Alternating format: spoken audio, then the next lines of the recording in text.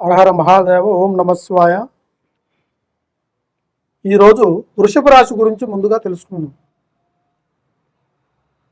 పరాభనామ సంవత్సర జూను నెల, ఈ జూను మాసంలో ఈ ఒక్క రాశి గల వాళ్ళకి, వృషభ రాశి గల వాళ్ళు అధిపతి సంకల్ప బలంగా చూసుకుంటే అధికారం ముందంజలో ఉంటుంది.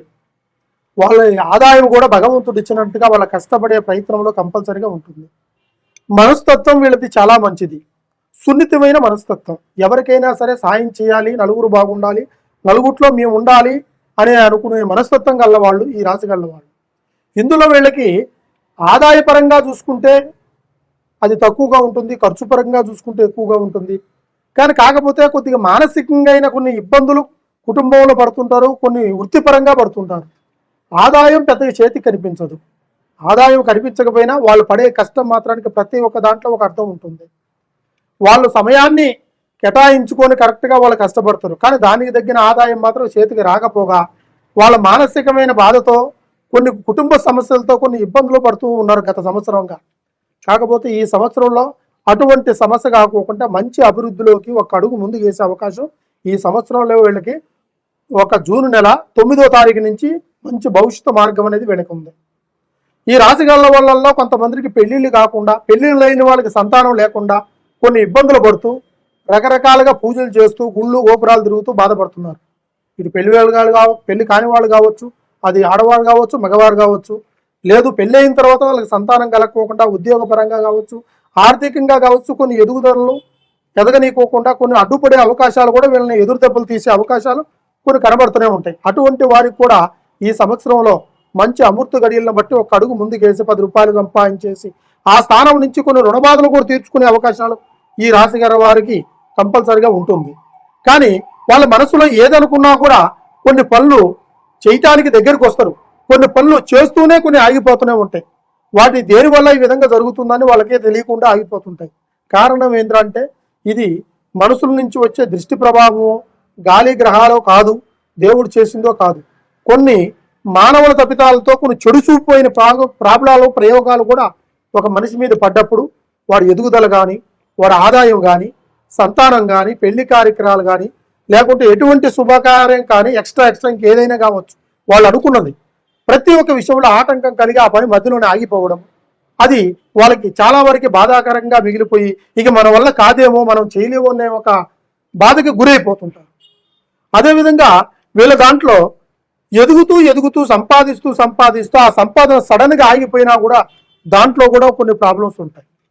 వ్యాపారం చేసే వాళ్ళకు కూడా వ్యాపారం జరుగుతూ మంచిగా 10 మందిలో మంచి అలంకరంగా జరుగుతున్న ఒక సంకల్పమైన సంపద కూడా సడన్గా ఆగిపోయే అవకాశాలు కూడా కొన్ని ఉంటాయి.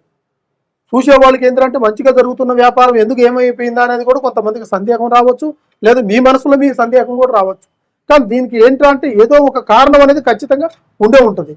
ఆ కారణం గ్రహస్థితుల నుంచి రావచ్చు, లేకుంటే బయట వ్యక్తుల నుంచి రావచ్చు, లేకుంటే వ్యక్తిగతంగా మనిషి చూపు పెట్టి కావాలని వ్యాపారాన్ని జరగనీయకోకుండా చేసే అవకాశాలు కావచ్చు, లేదా బిజినెస్ పరంగా కావచ్చు, ఉద్యోగ పరంగా కావచ్చు.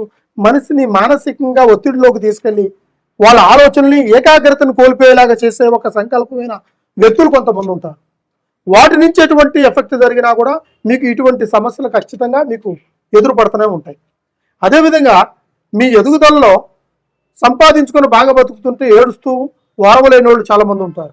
కుటుంబం ఐక్యతగా ఉంటే ఈ కుటుంబం చిల్లరగా కాలేదు, కుటుంబం విడిపోలేదు అనుకునేవాళ్ళు కొంతమంది ఉంటారు. ఇలాగా ఎవరిని మనం ఏ విధంగా నమ్మటానికి వీల్లేదు. మన అనుకునే వాళ్ళే ఈరోజు మనల్ని ఎన్నుపోటు పొడిచేదానికి అవకాశాలు 100% ఉన్నాయి. ఇప్పుడున్న జనరేషన్లో కొంతమంది ఇలాంటివన్నీ ఉంటాయా అనే నమ్మకాలు కూడా, మూఢ నమ్మకాలు కొంతమంది నమ్ముతుంటారు. ఇప్పుడు సూర్యుడు ఉదయించేది ఎంత నిజమో అస్తమించేది కూడా అంతే నిజం. అదేవిధంగా దేవుడు ఉన్నదని ఎంత నిజమో కొన్ని గ్రహశక్తులు, కొన్ని గ్రహాలు, కొన్ని దుష్ట శక్తులైన ఒక మంత్ర ప్రయోగాలు చేసే వ్యక్తులు కూడా ఉంటారనేది మనం ఖచ్చితంగా నమ్మాలి. ఎందువల్ల అంటే ఇలాంటి జనరేషన్లో కూడా ఉంటుందా అనుకొని కొంతమంది కొన్ని విభేదాలుగా బాధపడుతుంటారు. అలాంటి ఏమీ లేదని మూర్ఖత్వంగా వాటిని పట్టించుకోకుండా వదిలేసుకుంటూ పోతుంటారు. ఇలాంటి వాళ్ళకు కూడా కొన్ని సమస్యలు జరుగుతాయి. అవి ఎలా ఉంటాయంటే ఆరోగ్యపరంగా జరుగుతుంది, వ్యాపార పరంలో చేసే వాళ్ళకి నష్టము జరుగుతుంది. తర్వాత కుటుంబంలో ఐక్యతా బలం, భార్య భర్తలు కావచ్చు, కుటుంబంలో ఒకరికి కాకపోతే ఒకరికి ఏదో ఒక సమస్యలు ఏర్పడి వాళ్ళు భార్య భర్తల మధ్యలో దూరం అయిపోయే అవకాశం కూడా ఉంటుంది. ఇట్లా కొంతమంది కొన్ని రకాలుగా చేస్తుంటారు. అవి కంటికి కనిపించవు. ఇది రోగమో జబ్బో కాదు, గాలి నుంచి వచ్చినది కాదు. మనసులు పెట్టుకుని చేసే ఒక చెడు ప్రక్రియలోనే ఈ ప్రభావం జరిగి ఆ వ్యక్తి ఎదుగుదలను ఆఫ్ చేయడానికి 100% ఇది కారణం అవుతుంది. అదేవిధంగా మీకు ఏ ఒక్క ఆలోచనలో ఉన్నా కూడా ఏదైనా కార్యం చేయాలన్నా కూడా అది ఎదగనీయకుండా చేసేదానికి కూడా ఇదే ముందు కారణం. రెండోది ఏంటంటే మీరు మనవాడు కదానే మనం అన్ని విషయాలు ముందుగా చెప్పుకుంటాం. మనకు కావాల్సిన వాళ్ళు మన బంధుమిత్రులు, మన శ్రేయభిలేషి, మనం మంచి కోరుకునే వాళ్ళు అనుకుంటాం. అందులోనే చెడ్డవాళ్ళు ఉంటారని మీరు గుర్తించలేరు. ఎందువల్ల అంటే ఎదుగుతూ ఉండే వాళ్ళకి కొన్ని ఆటంకాలు కలగడానికి మనసులే కారణం. దైవ బలము చెడ్డవాడి మీద ఉంటుంది, మంచివాడి మీద ఉంటుంది, అందరికీ సహకారంగా ఉంటుంది. అదేవిధంగా చెడ్డవాడు అనేవాడు ఎలా ఉంటాడు అంటే ఎదుటోడు ఎదుగుతుంటే ఎదగనీయకుండా చూసేవాడికి అది స్త్రీలలోనూ పురుషుల్లోనూ ఉంటుంది. అటువంటి విభేదాలు మీకు తెలియవు, అది తెలుసుకోవాలి. తర్వాత ఈ విధంగా జరుగుతుంది, కుటుంబం ఆర్థిక సమస్యల్లోకి పడిపోతుంది, ఆదాయం రావడం లేదు, చేసే బిజినెస్ డెవలప్మెంట్ కావట్లేదు, అధికారంలో ముందుకు రావడం లేదు, బిజినెస్ పరంగా కాకుండా ఇట్లా ఉద్యోగ పరంగా కూడా ప్రమోషన్ రావడం లేదు, ట్రాన్స్ఫర్ జరగడం లేదు.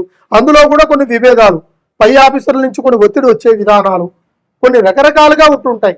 ఇటువంటి సమస్యలు అది డాక్టర్లు ఉండేవాళ్ళు కావచ్చు, డిపార్ట్మెంట్లో ఉండేవాళ్ళు కావచ్చు, లేకుంటే బయట జనరల్గా కష్టపడి వర్క్ చేసుకునే వాళ్ళు కావచ్చు, వ్యాపారస్తులు కావచ్చు, డీలర్ కావచ్చు, లేకుంటే గవర్నమెంట్ ఆఫీసర్స్ కావచ్చు, ప్రైవేట్ ఉద్యోగస్తులు, సాఫ్ట్వేర్ ఇంజనీర్లు కావచ్చు, ఎవరికైనా ఇటువంటి సమస్యలు కంపల్సరీగా ఉంటాయి. మీకు ఎటువంటి సమస్య ఉన్నా కూడా ఒక్కసారి ఈ గురువు గారిని సంప్రదించండి. మీకు దానికి ఆ ప్రాబ్లంలో తగినట్టుగా ప్రయత్నాన్ని ముందుగా దాన్ని చూడాలి. గణితం వేసి చూస్తేనే మీకు ఏమి జరిగిందాన్ని మనం చూడగలుగుతాం. చూసిన తర్వాత వాళ్ళు ఏ ప్రాబ్లంలో ఉన్నారు, ఆ ప్రాబ్లానికి ఏ ఒక్క పరిష్కారం చేయాలి, అది ఏ గడియలో చేస్తే ఆ ప్రాబ్లంలోంచి వాళ్ళు బయటపడతారు, దాని పరిష్కారాన్ని ఏ విధంగా వివరించాలి అనేది మీకు ప్రతి ఒక్కటి మీకు ఫోన్ ద్వారా కూడా మీరు వివరించగలుగుతా, చేయగలుగుతా. మీరు దగ్గరలో ఉంటే రావచ్చు, లేదంటే మీరు దూరంగా ఉన్నా కూడా మాకు ఫోన్ కాంటాక్ట్ ద్వారా చేయొచ్చు. అయితే వీళ్ళు ఎక్కువగా ఈశ్వరుని పూజించాలి. ఈ ఈశ్వర సంకల్ప బలం అంటే శివుడు ఆజ్ఞ లేనిది సేమైనా కుట్టదంటారు. ఆజ్ఞ ప్రకారం దైవ సంకల్పం కంపల్సరిగా పూజిస్తే ఆ శివుడు పరిష్కారం అనేది కంపల్సరిగా ఉంటుంది. మీకు ఈ ఒక్క సంకల్పంలో ధన, ధాన్య, కష్ట, ఆరోగ్య, మనశ్శాంతి, అనుకున్న పని ఇవన్నీ మీకు జరగట్లేదంటే దాంట్లో ఏదో ఒక కారణం ఉండి ఉంటుంది. ఆ కారణం మనం ఎత్తుక్కోము, దాని చుట్టే ఉంటుంది. దానికి తగినట్టు ఆన్సర్ కూడా కంపల్సరిగా మన చుట్టే దొరుకుతుంటుంది. దాన్ని ఎత్తుక్కుంటే కంపల్సరిగా మనకి ఆ ఆన్సర్ దొరుకుతే ఆ కారణానికి పరిష్కారము దొరుకుతుంది. ఆ పరిష్కారం ఎత్తుక్కోవాలి అంటే మాలాంటి స్వాముల దగ్గర ఖచ్చితంగా మీకు పలాని ప్రాబ్లం ఉందని మీరు తెలుసుకొని ఒక్కసారి సంప్రదిస్తే దానికి తగినట్టు పరిష్కారం చేస్తాం. అదేవిధంగా మీకు ఇంట్లో ఈశాన్యంలో కంపల్సరిగా ఇటువంటి సమస్య ఉన్న వాళ్ళకి ఉప్పు ఒక రాటెండి ప్లేటు లేదా ఇత్తడి ప్లేటు, రాగి ప్లేట్లో పోసి అందులో ఒక నిమ్మకాయ పెట్టి 9 రోజులు అక్కడ పెట్టి ఆ 9 రోజులు ఆ ఒక్క సంకల్పానికి ఊదుబత్తి కానీ కర్పూరం కానీ హారత చూపించేసి దాని తర్వాత ఆ నిమ్మకాయని గడప నుంచి దిష్టి తీసేసి ఆ ఉప్పుని ఒక గుడ్డలో ఎర్రటి గుడ్డలో మూట కట్టి ఇంటికి సింహదూరాన్ని కట్టుకుంటే చెడు దోషాలు, చెడు గ్రహాలకి మీ యొక్క స్థాన బలానికి సంభవించడానికి అవి ఆస్కరించవు. అదేవిధంగా మీరు ఎటుపోయి వచ్చినా కూడా ఎటువంటి సమస్య లేకుండా ఉండడానికి కూడా అది మీకు అన్ని విధాలుగా బాగుంటుంది. అందులో కొన్ని మిరియాలు కూడా వేయాల్సి వస్తుంది. ఆ విధంగా చేస్తే కంపల్సరిగా మీకు సర్వే జన సుఖనోభవంతో అష్టైశ్వర్య మనో సిద్ధి ప్రాప్తి వస్తుంది. ప్రతి ఒక్క విషయానికి భగవంతుడు మనకి దైవ బలం ఉంది. అది హిందువులు కావచ్చు, ముస్లిమ్స్ కావచ్చు, క్రైస్తవులు కావచ్చు, ఎవరికైనా సరే ఎవరు నమ్ముకునే దైవ బలం వాళ్ళదే. ఆ దైవ బలాన్ని నమ్ముకున్న వాళ్ళు నా దైవం గొప్ప, నీ దైవం గొప్ప అనేది కాదు. మనం నమ్ముకున్న సంకల్ప బలం ప్రకారం మన దైవాన్ని మనం నమ్ముకొని మన పనిని చేస్తున్నాం. అదే దాంట్లోనే ఆ పనిలోనే మీకు దేవుడు కనిపిస్తాడు. ఆ దైవ బలమే మిమ్మల్ని అన్ని విషయాల్లో ముందుకు తీసుకెళ్లే ఒక సంకల్ప బలం. అయితే దీంతో పాటు ధనాన్ని కూడా మనకి ముఖ్య కారణం. ధనం అనేది ప్రతి ఒక్క మనిషికి ఇంపార్టెంట్. ధనం లేనిది ఈరోజు ఏ ఒక్క కార్యాన్ని మనం చేయలేం. అదేవిధంగా ధనం సంపాదించి దానిని మిగలబెట్టుకునేది కొంతమందికి తెలియక కొన్ని ఇబ్బందులు పడుతున్నారు, కొన్ని కష్టాలు పాలవుతున్నారు, కొన్ని అప్పులు పాలవుతున్నారు. కొంతమంది అయితే ఉన్నది బాగొట్టుకొని అది లేని దాని గురించి ఎత్తుకుంటూ తిరుగుతున్నారు. ఇలాంటి వాళ్ళకి ధన సంకల్పం గురించి ధన వశీకరణ, జన వశీకరణ, తర్వాత అదృష్ట వశీకరణ అనే ఒక సంజీవులు ఉంటాయి. వాటిని మనం భద్రాచలం అడవుల్లో కానీ, తర్వాత గృహ సంకల్పంలో కానీ, శ్రీశైలంలో కానీ ఇలాంటి కొన్ని సంజీవులు మనకి దొరుకుతాయి. అలాంటివి మనం తెప్పించేసి ఆ 3 సంజీవులు మనకి ప్రతి ఒక్క మానవుడికి ఇంపార్టెంట్.